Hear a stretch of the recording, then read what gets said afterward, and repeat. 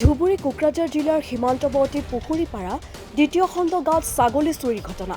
বিলাসী বাহনেৰে ছাগলী চুৰি কৰিবলৈ আহি ৰাইজৰ ৰোষত ছাগলী চুৰি কৰা বাহন। ৰাইজ অহাৰ উমান পাই ঘটনাস্থলীৰ পৰা পলায়ন কৰে ছাগলী চোৰ। ছাগলী চোৰক নাপাই ৰাইজে বাহনখন ভাঙি চুৰমাৰ কৰে।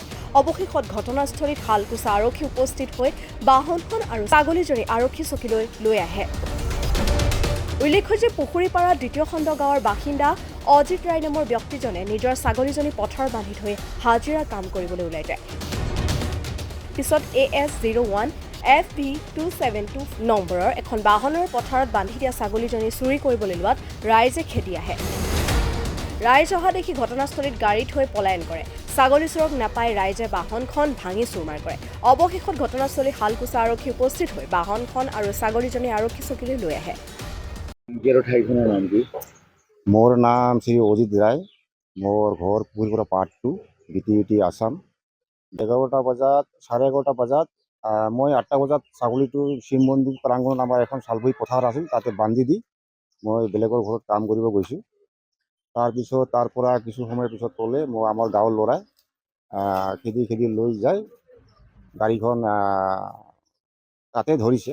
ধৰাৰ পিছত ৰাইজে পাব্লিকে গাড়ীখন এৰি থৈ ছাগলীজনী লৈ গৈছে, তেওঁলোকক ভাগি গ'লে আৰু গাড়ীখন ৰাইজে ভাঙি দিছে। আৰু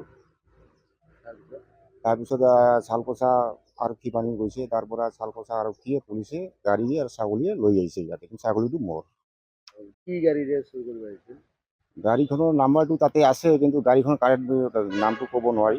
চাগা দামী গাড়ী আৰু গাড়ীখন। দামী গাড়ী দি বৰ্তমান ছাগলী চুৰ কৰিব আহিছে। ছাগলী চুৰ কৰিব আহিছে। পিছত চৰকেইজনক ধৰা পাইছে নেকি? নাই পোৱা।